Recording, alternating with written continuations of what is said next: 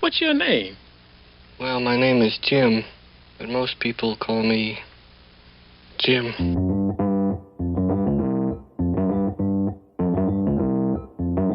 Live from Joe's mom's basement, it's the Stacking Benjamin Show.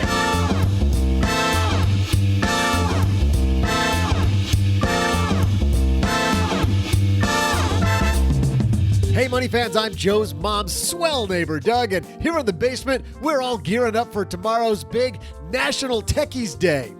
OG has a bag phone. Joe spent more time than ever playing Pong on the Magnavox game console, and me? Well, I'm about to take out my Flowbee and create a special haircut for my big night out at the Sizzler. We're clearly taking this prep job seriously, and today we're also helping you take your job seriously, because coming down to the basement to talk about being awesome at your job, we welcome from the hit podcast How to Be Awesome at Your Job, Pete Mockaitis. In headlines, more from the Equifax fallout, and here's a question: what can people afford for healthcare? We'll talk about a new study on healthcare costs with Kev Coleman from healthpockets.com. Plus, we'll still find time for your letters, my trivia, the Haven Lifeline, and did I mention my trivia? Yeah, my trivia. It's coming up. Stick around. And a lot more. Here they are, two guys who together thought when I said techies, I meant Trekkies Day. Joe and G.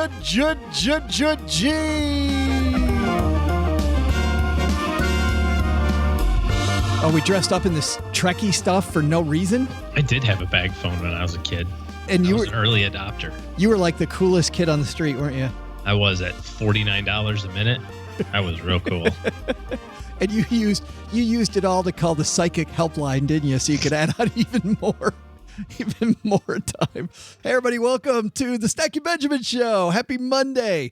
Glad you're starting your week out with us. I am Joe Saul-Sehy, Average Joe Money on Twitter. And across the card table from me, it is the other guy, or OG. You got Techie Day tomorrow.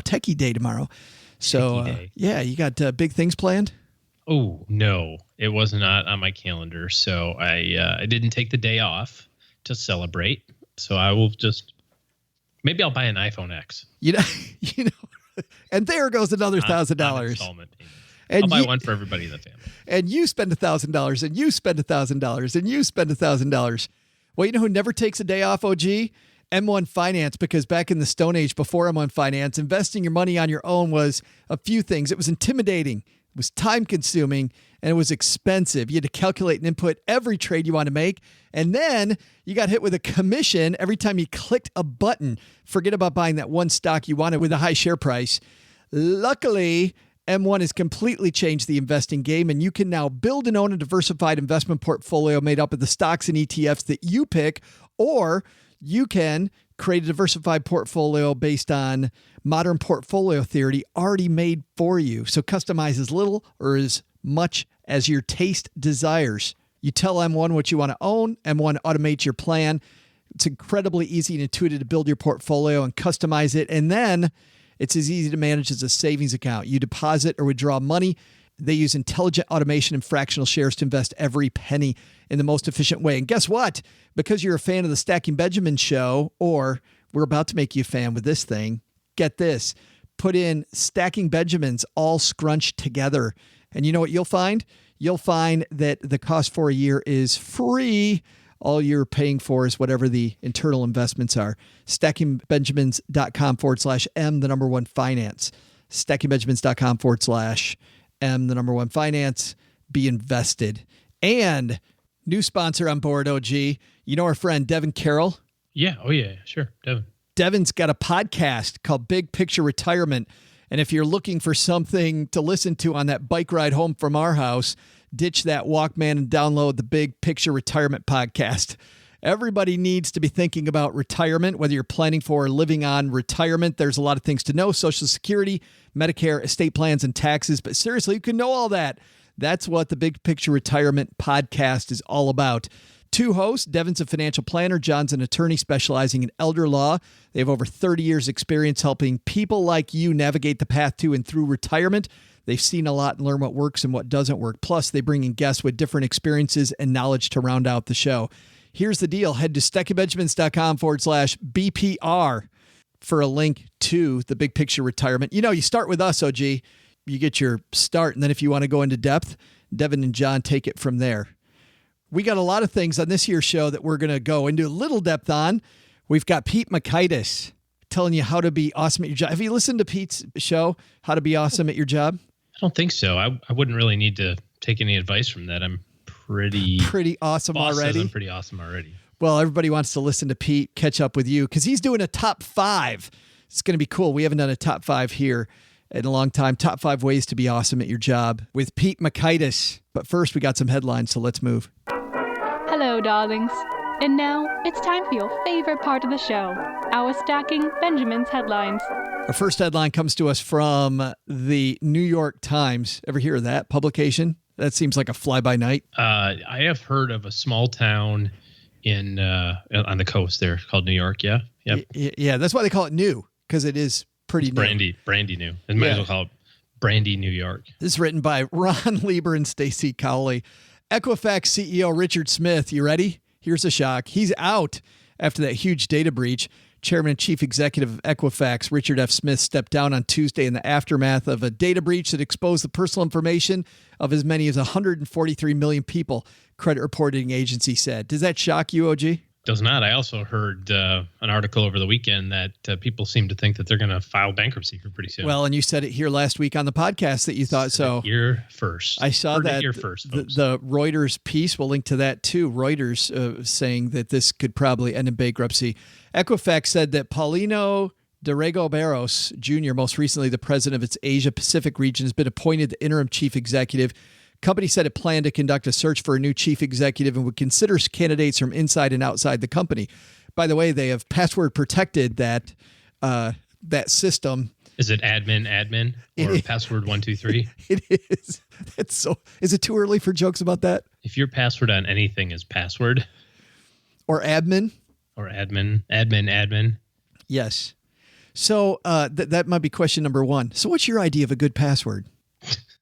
You could sit down. You're like at the board of directors. You got your nice suit on, you got your briefcase, you got your CV, your resume, all like, here's all the cool stuff I've done. And they're like, we really just have one question. What's your internet password currently? And if you're like, oh, it's Buster12, they're like, yeah, you're out.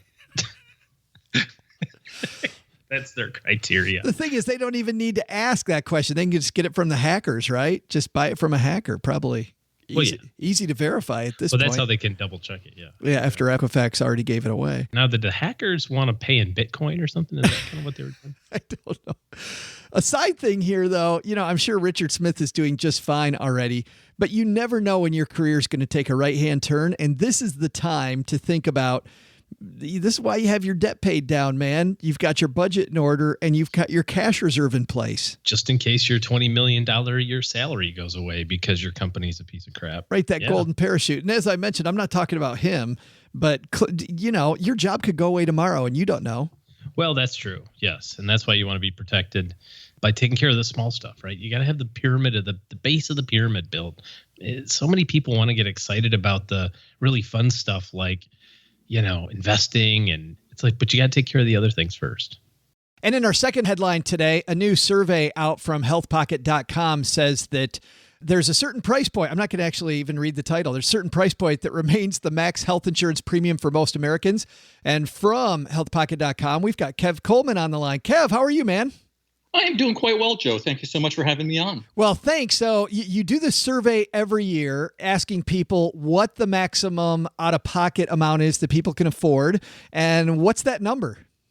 Well, it's $100 or less a month. A little over half of the people that we surveyed across the nation gave that as the answer. And they had options from $100, $200, $300, $400, $500, or more than $500. And one of the interesting things we saw is that this is basically in line with what we've seen for the past 3 years, that most Americans say that $100 or less price point is really what they can afford with respect to paying for health insurance premiums. And yet at the same time, you're right on top of this, Kev, that it just prices just keep going up and up. And, my Facebook feed is a bunch of my self-employed friends talking about how prices are going up and up and up, and rightfully so. Why do you think it stayed at $100 when that's not anywhere near the truth? I think that it reflects people's own budgetary realities, their own personal financial circumstances, as opposed to the market realities. You've touched on a very good point, Joe, that if you take a look particularly at unsubsidized Affordable Care Act plans, the average bronze premium for a 40-year-old is about $350, $410 for a silver plan, over $500 for a gold plan, and over $600 for a platinum plan. These are rather staggering sums for people who are paying their own way and don't have the benefit of subsidies. Yeah. And so let's talk about that. We've got ACA enrollment time coming up. We also have a lot of companies that have their open enrollment through work. What are some tips that people should remember to maybe get the most out of their health insurance? Absolutely. Let's talk first about the Affordable Care Act. One of the things that you need to do is look at your local plans. Just because you hear some very discouraging news at the national level, that doesn't necessarily mean that's going to be the case in your region. Just as all politics are local, so is health insurance. Check to see if you qualify for a premium subsidy or an out-of-pocket subsidy. To give you an idea, in 2017, the people that did get subsidies on healthcare.gov paid an average of about $106 a month. Wow. If they didn't have those subsidies, that average premium would have been $489. So that's a huge difference that can make if you do, qualify for them. If you don't qualify, make sure you're shopping on and off these exchanges. You can go, to the health insurance sites and find additional plans that may not be listed on the exchange. And you can also look into things like healthcare sharing ministries, which often have lower deductibles and lower monthly premiums.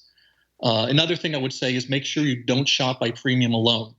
Out-of-pocket costs could far outweigh premiums depending on your healthcare usage. So make sure you factor that in as well.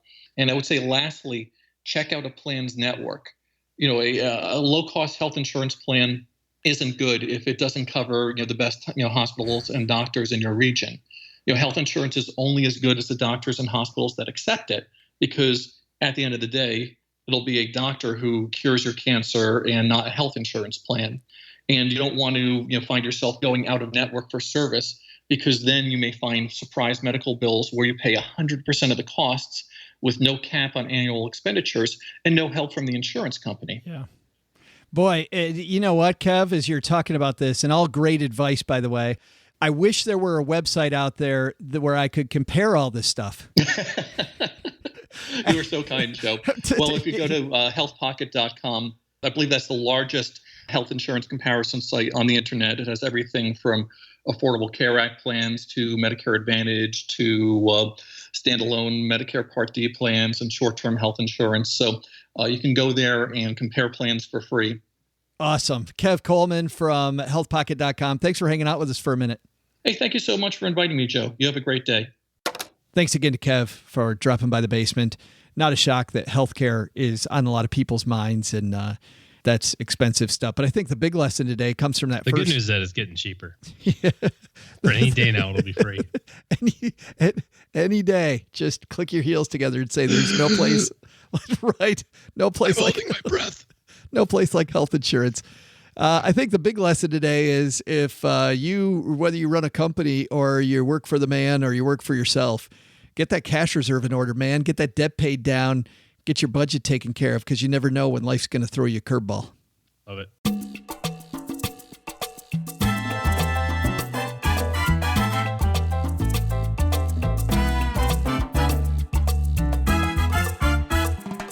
Man, this guy, Pete Mockaitis, upstairs getting ready to head down to the basement. He is the star, the host of the How to Be Awesome at Your Job podcast, that always listed in the top podcast on iTunes, currently number 46 in all of business. Pete's show profiles people talking about different ways to be great at their job, and actually had me on that show recently. So if you want to listen It's like to a that, counter-cyclical easy. argument. It's like this is a contrasting episode.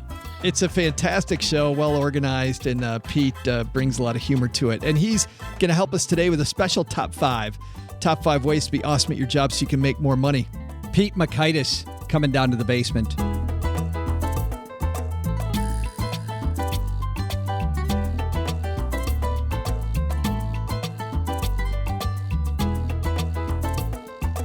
And Pete Mockaitis coming down the stairs. How are you, man? Have a seat.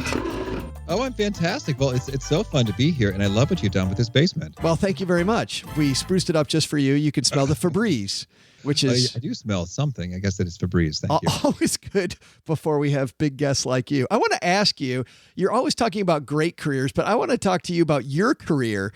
What's the ugliest job you ever had? Oh, ugliest. Well, the first thing that comes to mind was when I was little, I don't know how little, maybe 7-ish. My brother had a paper route and I was the younger brother, and he had persuaded me to do just about half of the work. We did it together and he paid me $0.25. He's a smart guy. And so once I grew up a little bit, I said, wait a second. I can darn numbers now. And it seems to me, and he still wasn't making huge money. He was maybe making $2 per route, which was nuts for, an hour's work. And we're not that old, I'm 33. So I was like, this doesn't make sense. I should be earning almost $1 as opposed to $0.25. And so he tried to rationalize it. Well, I carry more and I fold them faster and this stuff. And so I think that was pretty suboptimal on that dimension. Long term, though, is that good for him? I mean, I see a short term, Pete, that's good for him, but long term, is your boss, is that good for him or bad for him? For my brother, the boss? Yeah, absolutely. Yeah. Well, certainly, I think he'd prefer to have a low cost worker long term. That'd be ideal for him. But I guess I did step away. Yeah. I resigned my post.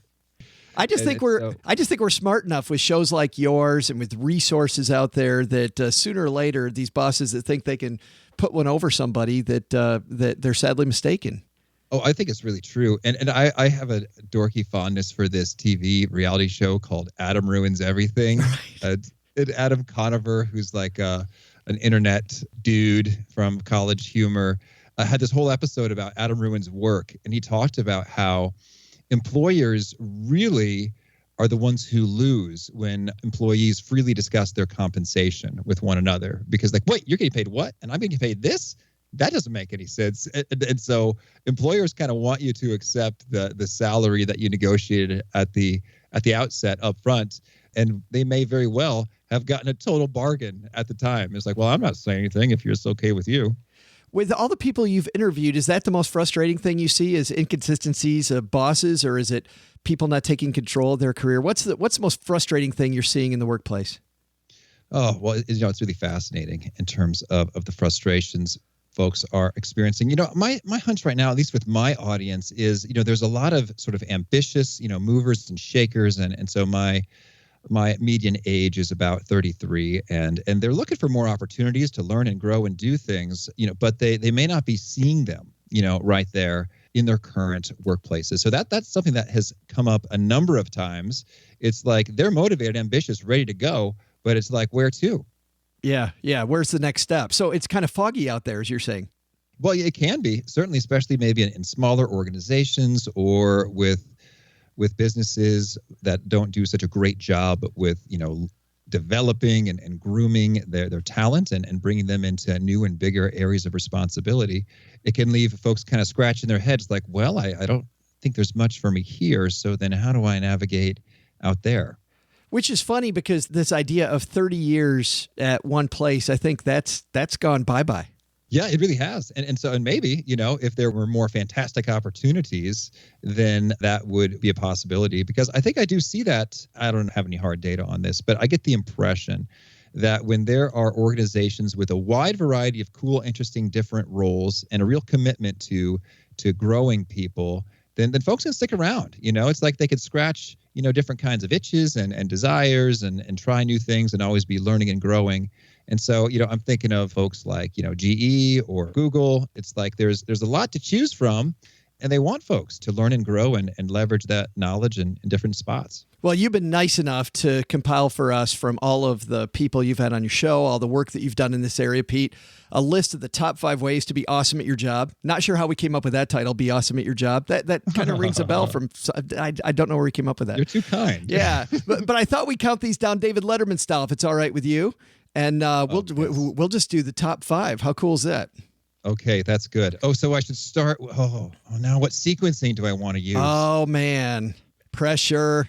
Because I don't know if they're really prioritized, but I do think they're kind of in sequence in terms of how it unfolds. So I'm going to go in sequence, but we'll count them down. Okay, so here's what we got, Pete. We got this cheesy British guy who always does our top 5 segments for us. So we're going to have him interject here. Ready? I'm so ready. Here we go. Number 5. Presence. Folks who are awesome at their job, they show up alert and aware and raring to go each day. What does that mean? I mean, I understand what it means, I guess, but what does that look like and how do I get it? Because you know people and I know people that have zero presence. And if I'm listening to this and I'm that person, how do I capture that? Well, one thing that's really struck me is how again and again and again, I do a little segment with each of my guests at the end that I call fast faves, like share with me a favorite book, a favorite quote, a favorite tool, a favorite habit, et cetera, just to kind of get into their lives a little bit and learn some cool stuff that maybe we should be using to be awesome at our jobs. And in doing that, it is just nuts how again and again and again, these high performing type folks do, some sort of mindfulness practice, like meditation, like an app, like Calm or Headspace, like sort of focusing in on their breathing and just taking a moment of rest to recollect themselves. And it seems to make sense to me that is a critically needed antidote to this universe of massive stimuli and excitement at every tap of the smartphone to be sort of sucking your attention, to have the capacity to, intentionally focus that attention where it needs to go. I like that idea because I think that too often we spend our days being reactive, right? We're reactive to the things around us. And you're saying to reset, figure out what my priorities are, and then attack. Absolutely. And you can just sort of get your whole day hijacked by emails and text messages and say, well, oh, shucks, well, what did I really do? Whoops. Yeah. We had Courtney McDermott on recently. She's got a great new book called Change Starts Within You. And she talks about how whenever she's working on a great project, she'll turn her data completely off. And she said that doesn't stop the phone from ringing. So if somebody has an emergency, like a family member, they still get through. But with data off on my stuff, now I can just focus on the job at hand. Is there a resource that somebody's brought to the show that you really like more than any other? Because you said that there's, you ask people that same question. Is there one that you prefer? Well, I myself, there's a couple that I really enjoyed. One is I just have a very simple sand timer, so that I can just sort of flip it over and just look at something low tech. It's not a digital countdown. It's not a screen. And just sort of take that intentional moment to rejuvenate.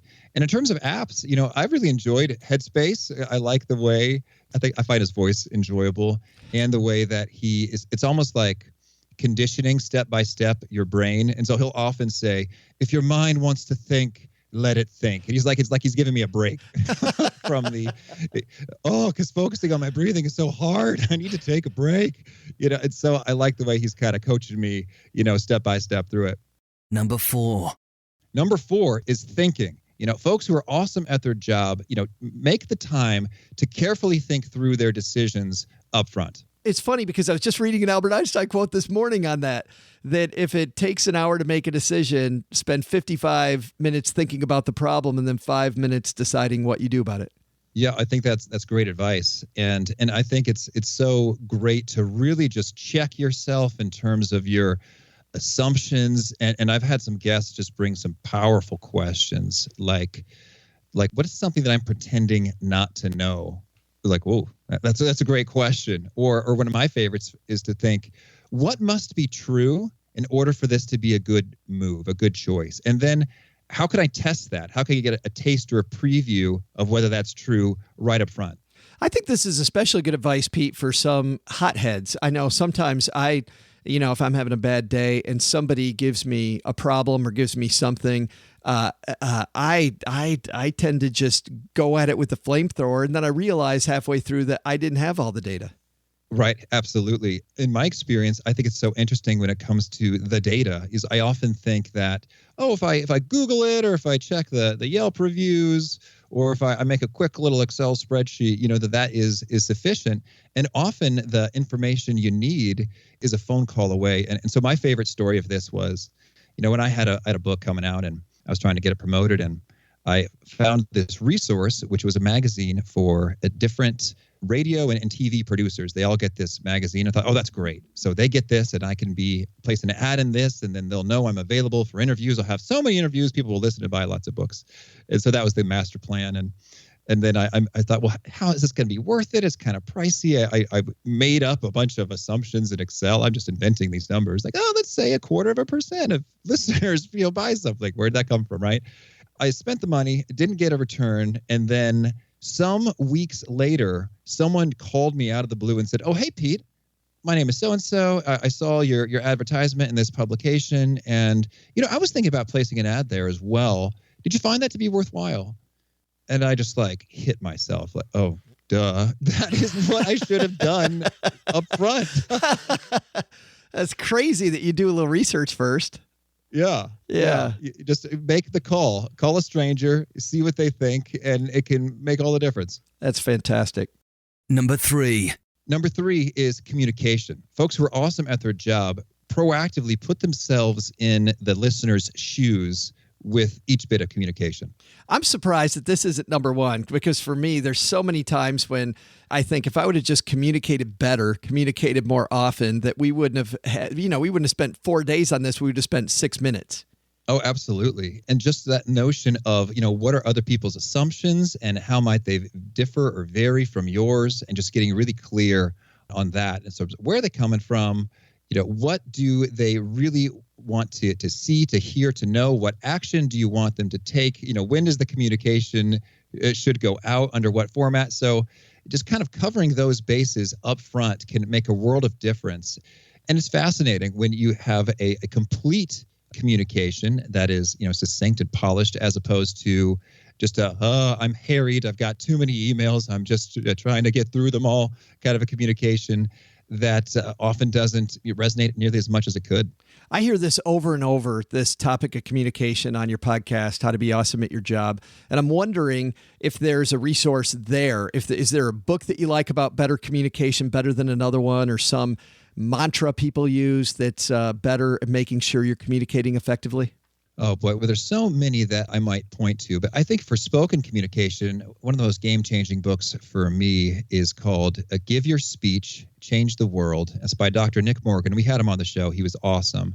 And so, he really just sort of lays out, what makes a speech effective. And that's kind of his thesis, is the only reason to give a speech is in order to change the world. People will have different views and perspectives when you're done, and thusly they'll take different actions and they'll be enriched. So there are so many gems, like taking listeners on a journey from why to how. I used to just skip right to the how because I like how. Sure. But the why kind of, engages and cements it, as well as coming into a speaking environment from a place of passion and authenticity as being kind of the main things you're going for to try to anchor in and connect. And just a lot of great stuff from Nick. Number 2. Productivity. Folks who are awesome at their job recognize that some activities are truly 16 times or more important than others. Oh, so prioritizing your tasks. Yeah, absolutely. And so I imagine you're familiar with the 80-20 rule. Right. But our listeners might not be. Okay, sure. Well, I will share thusly. This comes from an Italian economist named Vilfredo Pareto. And he observed in Italy that about 80% of the land was owned by about 20% of the people. And he noticed that this relationship of 80% of the results or the outputs belonging to 20% of the causes or inputs showed up in a whole lot of things. And so now the numbers themselves are not gospel certain in all environments, but it is generally true that the majority of results do come from a minority of causes. And so the more that you can really zero in on what matters most, what's going to make the biggest impact. Or we had Jay Papasan of The One Thing on the show. What is the one thing that by doing it makes every other thing easier or unnecessary? Like zeroing in on these kinds of things up front and staying above the fray of just busyness and doing the next thing can just dramatically leverage your results. If you couple the 80-20 rule with just working more hours, right? Just massive productivity. Does that work? Or at some point, Pete, do you find people are burning the candle too much at both ends and you fizzle out?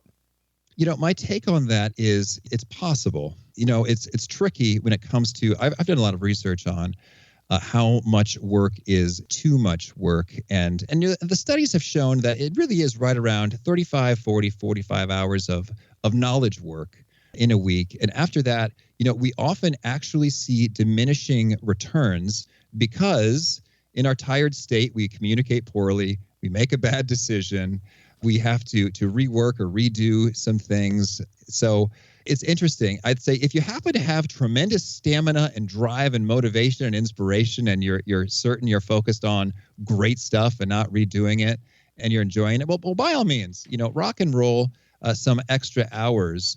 But I think when I think about kind of like investment banker style, crazy, 70, 80, 90. Right. My hunch is you're not showing up at your best to optimize your output per hour. And you might actually produce more good stuff by getting home and going to bed. I can't believe it, Pete, but we are at number one. I got some goosebumps. Ooh, number one. You ready for this one? I am ready. Are you? All right.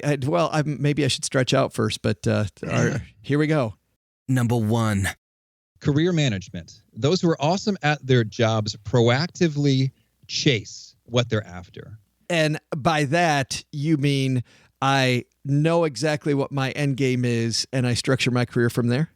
That's right. Yes. And you don't sort of rely passively or reactively on hoping that opportunities will come to you. It's really about zeroing in on what is it that you want, letting folks know what you want, what you're after, and trying to develop the skills and the capabilities and the resources, all that stuff, so that you are worthy of it. Like what happens a lot of times with promotions is that people are already doing the work of the bigger role and position and title before they actually receive the promotion. So they've chased it. They've proactively gone after it. They've asked questions of their managers like, hey, what's a headache you have? Can I take that off your plate? Can I help you with that? They get really clear on what does winning mean in this organization, what truly matters here. And then they invest their energies accordingly to do that. And so it doesn't just sort of come to you. You got to chase it down. I feel good, Pete, because that was when I was lucky enough to appear on your show, How to Be Awesome at Your Job. That was my point, is that you can't wait for your manager to be in charge of your career and to be better at what you do. You've got to grab it yourself. So, man, I feel good. Absolutely. Well, yeah. And that's why, I guess buttering up the audience always works. But in all seriousness, people who invest their free time, whether they're commuting or exercising or cleaning or cooking, whatever they're up to, and listening to podcasts, and they choose to listen to something like Stacking Benjamins or How to Be Awesome at Your Job, I just think that's just a fantastic leg up in terms of you are growing your skills and knowledge base so rapidly as compared to those who just sort of wait for a training day to appear on their calendar. I think it makes it more fun, too, because instead of sitting through a boring training, now you're wielding, it might be a bad analogy, but you're wielding the sword. You're the one who's on the attack instead of just waiting for somebody else to do it. Absolutely. And I hope the training isn't boring, especially if it's my training. But it can be. It really can be. Yeah, that's awesome. The show is How to Be Awesome at Your Job. You, like I, go several times a week. Tell us about How to Be Awesome at Your Job, because awesome podcast about being awesome. Oh, thank you. Well, the core premise, and it used to just sort of be a tagline when I was getting off the ground, like, oh, what's the show about? Well, it's about sharpening the universal skills required for professionals to flourish at work. And then I thought, then it was so interesting how when I got so many pitches, and Joe, you must get this too. It's flattering and it's cool, and when people are coming to you, But it's just like, well, that's not relevant. That's also not relevant, nor is that, because it doesn't fit into sort of that key that it's all about. So, these skills we talked about, like presence or thinking or communication or productivity, they're the stuff we chat about. And so if I'm talking with maybe an author or someone who's done really cool things in their career, or a consultant or coach who has deep expertise in the matter, that's what we cover. And then I just start asking them all the things I really want to know, shamelessly and enthusiastically and unabashedly. Well, what's cool about your show versus ours is that people actually learn something from your show, which is absolutely fantastic. And you guys are 3 days a week. That's right. Monday, Wednesday, Friday. Yeah, same. So as soon as you're done listening to Stacking Benjamins, guys, go listen to How to Be Awesome at Your Job. Pete Mockaitis, thanks for hanging out with us for a little bit. Oh, Joe, it was such a blast. And I'm going to enjoy touring the rest of the basement. Hey, trivia fans, I'm Joe's mom's neighbor, Doug, and in honor of National Techie Day tomorrow, I've completely automated this trivia segment. I wrote a program using this Commodore 64 Joe's mom had stored behind the canned goods. There's a lot of stuff behind the canned goods. Sure, it took all weekend, but boy, was it fun. Okay, here we go. I'm going to give you today's trivia question. Just got to put in a few commands here. Okay, ready? Let's see what it gives us. Here we go. The Atari 2600 has been credited with revolutionizing video games. What year was it released? Great question, Commodore 64. I'll be back with the answer and maybe another trivia question right after this.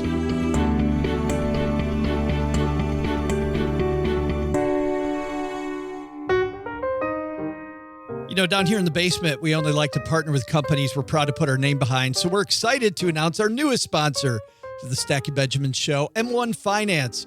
Recently sat down with Brian Barnes, CEO and founder, and asked him what makes M1 Finance unique. M1 is one of the only automated investing platforms that allows you to customize the portfolio that you invest in. It creates a lot more engagement and fun in investing while still being easy and low cost. Anybody who's tried online investing tools or used to compromises, do you pick a traditional self-directed brokerage that hits you with commissions at every trade, or an automated machine makes you hand over the reins? Don't compromise. Scratch out commissions at every turn, take back control of your own portfolio, and take advantage of the uniqueness that's M1 Finance. Takes minutes to sign up. Start by heading over to stackingbenjamins.com/M1 Finance. M1 Finance, be invested. Disclaimer, by the way, both Cheryl, my spouse, and I use M1 Finance. It works for us, but you need to do your own homework. Well, after Doug's been sent home, OG's sleeping happily in his bed, Mom's no podcasting after 9 p.m. rule is in effect. Do you find yourself staring at the ceiling, wondering what to do with yourself? Yeah, that was me too. But that all stopped when I found out about the Big Picture Retirement podcast created by my local Texarkana buddy, Devin Carroll. And I don't want to hear any old guy jokes about me listening to a retirement podcast, okay? Because I've still got time to get on track, especially with the help of Devin and his co-host, John. With 15 years of experience apiece, Devin in financial planning and John in elder law, these guys know what they're talking about. Mom actually invited Devin over the other day, and I asked him why he started the podcast. In looking at all of the podcasts that are available out there, I could find all of these podcasts that had these very narrow focus areas, right? So we could find one that focused on the financial planning, but they weren't necessarily talking about the legal or tax side of the plan. And I've just found that practicing in this area for the last 15, 16 years, that you really need that big picture approach. Big picture's right. The Basement can give you all the juicy financial gossip week after week, but if you want a focused podcast on all things retirement where you actually learn something, Social Security, Medicare, estate plans, taxes, you name it, you want to check out the Big Picture Retirement Podcast. StackyBenjamins.com/BPR. That's StackyBenjamins.com/BPR.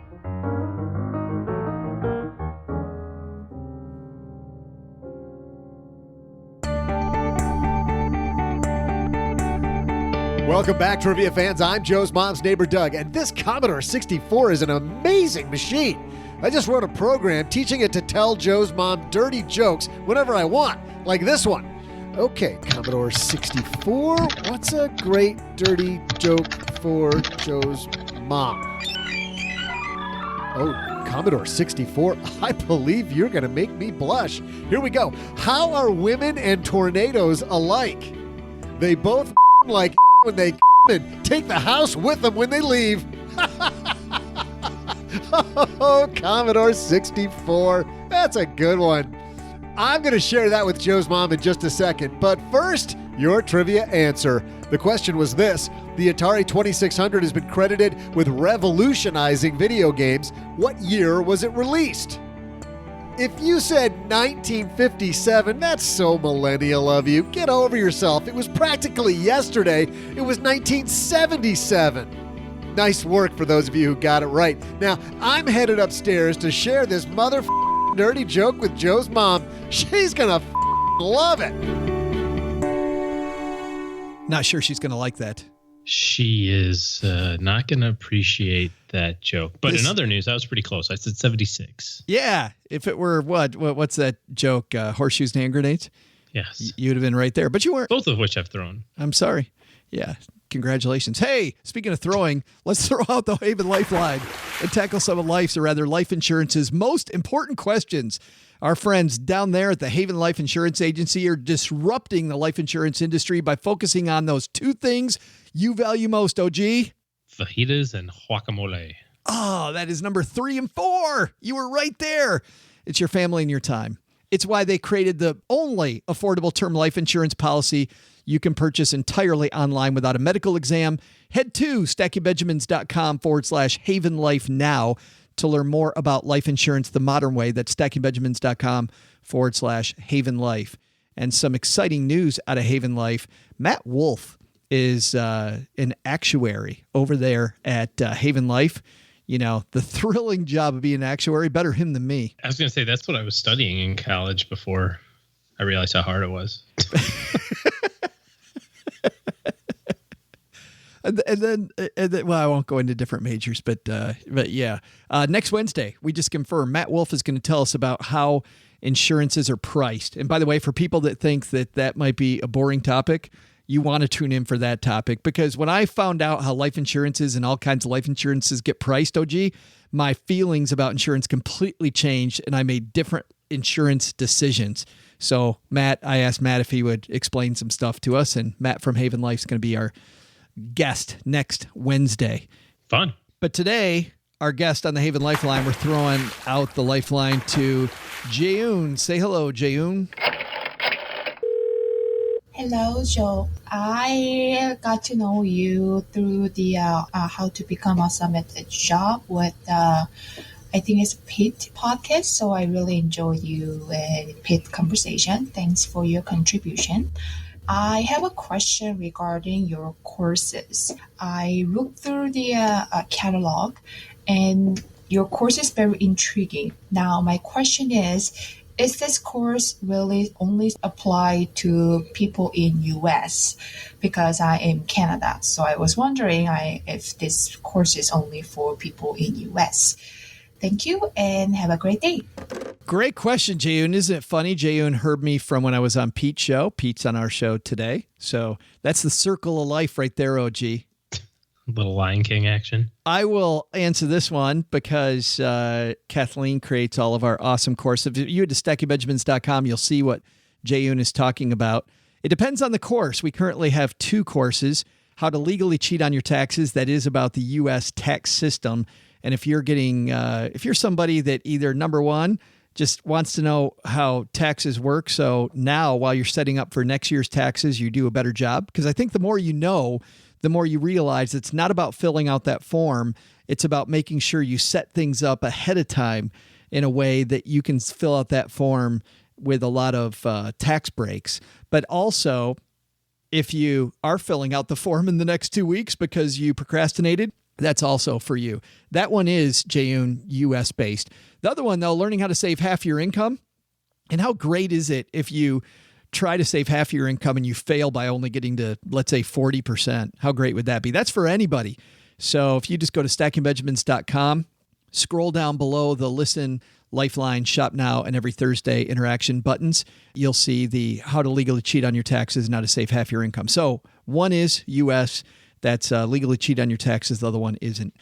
Thanks for that question. If you'd like us to throw out the lifeline to you, maybe not about our courses, about any money question you might have, head to stackingbenjamins.com/voicemail, or if you just scroll down, you see call, you can click on the Lifeline. It'll take you right to that spot. So you can also call it the Lifeline. And by the way, Jay-Un is going to get a Lifeline t-shirt, the greatest money show on earth, Stacking Benjamins and Haven Lifeline. Thanks to Haven Life for co-sponsoring that giveaway. We also get letters down here in the basement, and the new one comes from Wiggles. Wiggles says, hey guys, want to clear up something regarding an excuse people have for not saving into a 529 plan. The reason that if I save too much and can't use it for qualified expenses. Remember this one? If I save too much money, then I have to rip it out. Wiggles says, I'll have to pay the IRS a 10% penalty on earnings. And he says, so what? Ignoring the fact that people should take care of retirement before college, they're probably just spending it if they're not saving it anyway. But let's say you do save $493 a month for 18 years. That's $100,000 in contributions. At a 6% average return, you'd earn $77,000. We'll assume a 25% tax bracket plus the 529 penalty on that $77,000. If you just withdrew the money, you'd be left with $150,000. You do a normal IRA, you pay 25% tax on the entire balance, and be left with just $133,000. And if you just invested in a brokerage account, you pay 15% on the earnings and be left with $166,000. Call me crazy, but I'll forego that lost $16,000. There's a chance I'll need every bit of that 529 balance for my kids' college. Am I missing something here? So, OG, is Wiggles missing something? The penalty, Wiggles says, not as bad as some people make it out to be. No, I'm not going to double check the math. I'm assuming that he did a good job there, but I agree with that. This thing that I agree most with what he said there is most of the time, if you're not saving it, you're spending it. So saving it and having to pay a little bit back because of taxes or penalties or whatever the case may be is still saving it. Right. So yeah, it's like people that use the excuse that my 401k funds are too expensive, so I don't want to invest in them. It's like, well, no, they suck. Okay, that's fine. But you're still saving the money and you're still getting a match. And, it's just not as good as your neighbor, perhaps, but it's still awesome. And that's what I think he's talking about here is that, yeah, you can be really super efficient with the money. You can make sure that you've got all of your retirement stuff taken care of. You can make sure that your brokerage account's taken care of. You can optimize your 529 exactly perfectly and last dollar on the last kid's tuition payment, right as they graduate with their diploma, the balance hits zero. But life doesn't work out that way. And so I wouldn't be scared of having to pay a 10% penalty. Plus, frankly, if you set it up for it to be college, then in theory, you're using that out of your mind for access to other goals, right? So let's say that you do have 10 grand left over. Why wouldn't you just leave that for your grandkids or a niece or a nephew? That's what I was going to say. It's like we talked about in the letters episode last week. The last letter we took was a gentleman who was setting up an educational fund for family and friends, and able to roll that from family member to family member is a powerful thing. Yeah, I don't see any risk to having too much money in a 529, except at the expense of having too little money in your retirement. Well, and to Wiggles' point, I never saw that as the problem. I mean, oh no, I never said the problem was people didn't save. I never once experienced, oh man, I put too much money away for college. It's in the wrong place. I've been doing this almost 20 years, and I don't know that I've ever had a client finish college and go, now what do I do with the 80 grand left in my 529?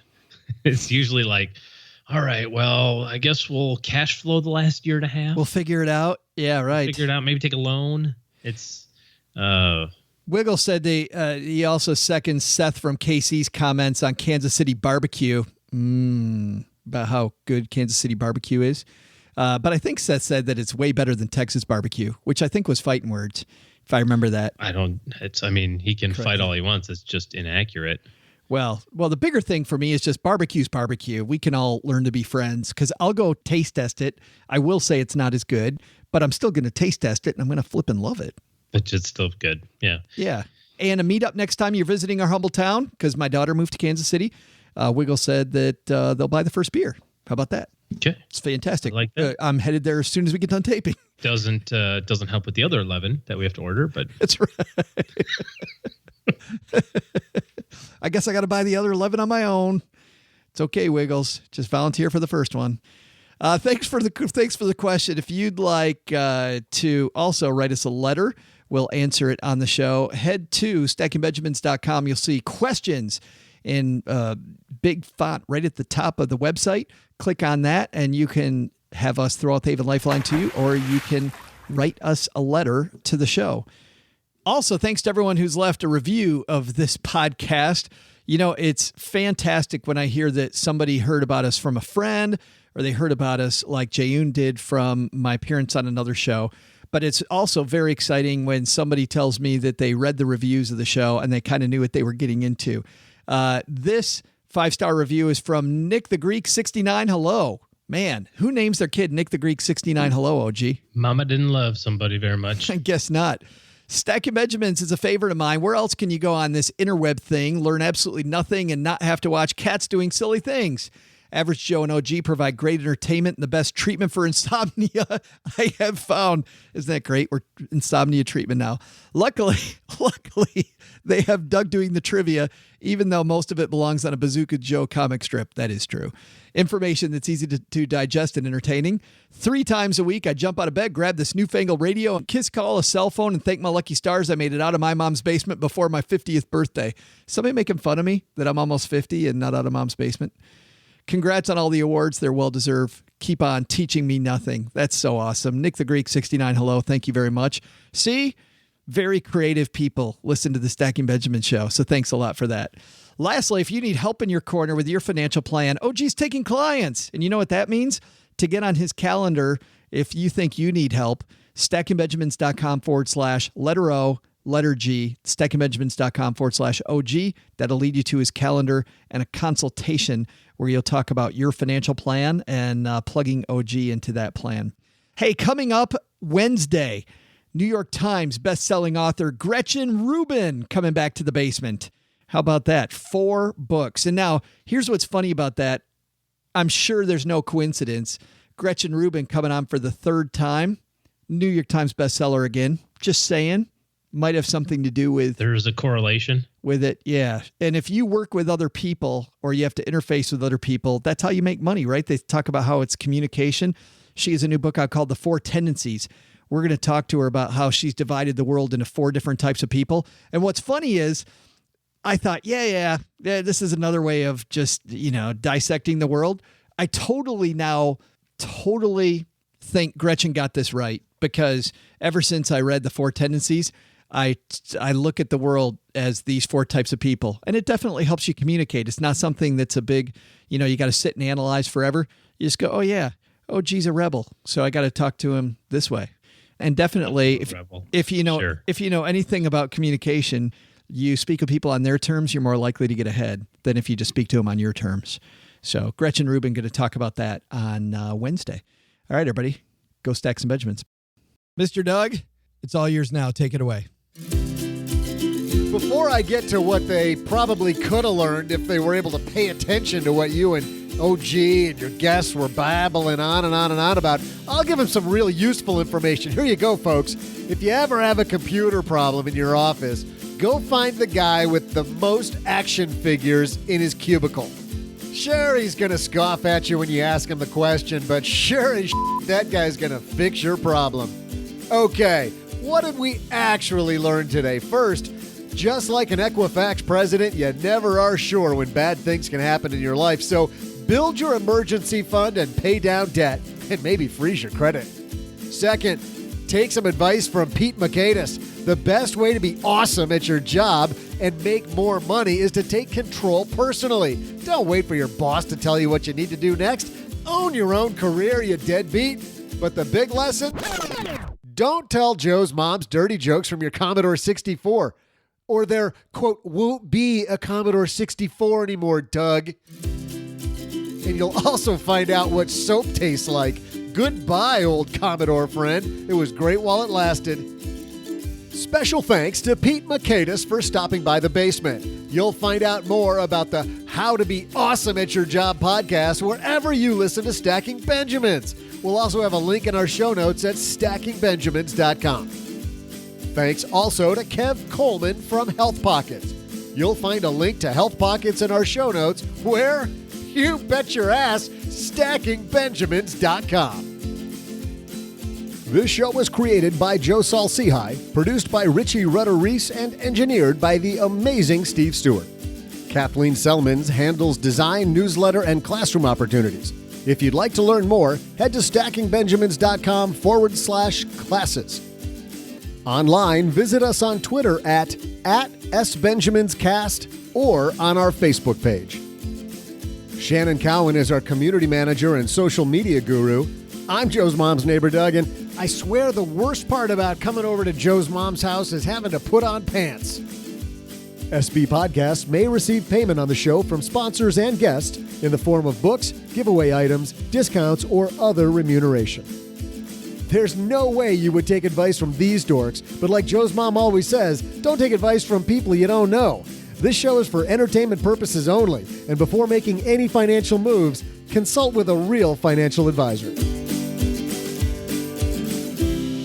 Hey, how come I always have to say the amazing Steve Stewart? That Richie kid's pretty cool, and we don't add any adjectives before his name. What about me? How come I'm never the incomparable neighbor Doug, or the unimaginably cool neighbor Doug, or even the unfathomably intelligent neighbor Doug? This place sucks.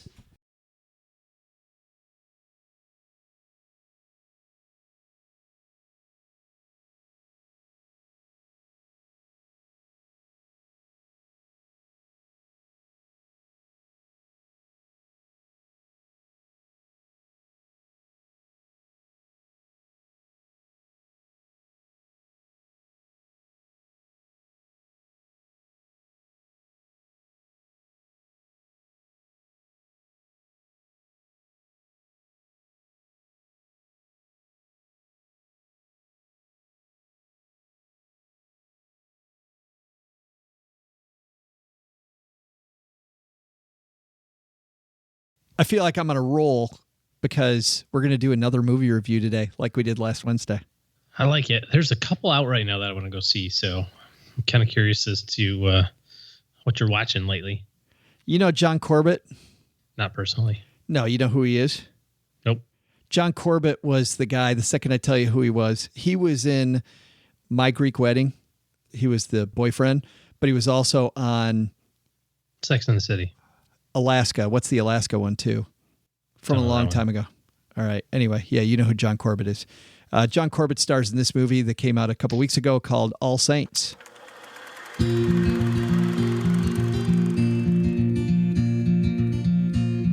Dear friends in Christ, the Reverend Michael Spurlock. We didn't meet before. I'm Michael. You're here to sell the church, ain't you? The fact is, you had 12 people in that church today. Jesus had 12 people. He done all right, didn't he? A new pastor's first assignment to close a struggling church. Michael, you're not here to perform CPR. If passing out a few flyers helps my congregation feel they can let their church go, I'm going to do it. Refugees searching to find a new home. We have 15 new families, not enough food for the children. Well, here's the thing, Ye Win. We're closing the church. We're broke. What is broke? Together, they'll risk it all for hope. We had a garden, very good ground at All Saints. What do you think will happen to them when we leave? Let's keep them in our prayers and ask for God's help. Aren't you God's help? It's a good question. He's the pastor of the church. Isn't he God's help? This movie, All Saints, came out at theaters nationwide just a couple weeks ago. Like I said, it stars John Corbett and a host of people that you've seen before. It's a true story about a pastor in a church in Tennessee where he's sent there to close the church. Just after he gets there, a bunch of refugees from Southeast Asia show up, and they've got nowhere else to go. And he decides that instead of trying to close the church, he's going to try to marry these two things and keep it open. And obviously the church is against it because they have a huge mortgage on the church. The people these refugees are struggling, and the people in the church are struggling to assimilate these people. You know what was funny about this was that I went in kind of with my eyes closed. I'd never really heard of it. I just saw it had a decent Rotten Tomatoes score. There was nothing else really on at the theater that I wanted to see at that time. So I went and saw it. I thought it was fantastic. It was a heartwarming family movie. I will tell you this. Somebody made fun of me and said that they thought it was like a Hallmark movie. This totally is like a Hallmark Channel movie. So it sounds like it. The music makes it sound like it's on USA or something too. Yeah, so if you're not if you're not looking for a Hallmark movie, it's not going to be good. But if you like McFarlane, as an example, that movie about the cross country team starring Kevin Costner, if you like that movie, if you like the movie that I talked about called Greater, which was a story about a true story about an Arkansas Razorback, fantastic player who passed away. That movie, fantastic family movie. Thought it was great. This is a very similar movie in spirit to those movies. So I think if you're looking for a good family movie, it's fantastic. But if you're looking for any type of action or, how many tanks are in this movie? That's what I want to know. 0. And fighter jets. 0. How about superheroes with really crazy laser beams? If it's a pastor at a church that they're closing who's the superhero, then there is one. Otherwise, it's fantastic. How about a pastor's son? You got that. His spouse that he is kind of fighting with a little bit sometimes during the movie. How about that? A little tension? No? Oh, I'm sorry. Are you still talking about this? I think you're still going to like it. All Saints. I probably would, actually. Yeah. All Saints. Very heartwarming. Here's exactly what I thought about. You know how you never know what movies to watch with mom? Yes. This is a movie that... This is a holiday movie. When the rents are in town, you can throw it up on the TV and off you go. Everybody's happy. Everybody's a winner because you saw it and you didn't have to admit like I did that I went to see it in the theater and have everybody make fun of you afterwards. and which has happened. And also, mom thinks you pick great movies. So that's it. All Saints. Thumb up.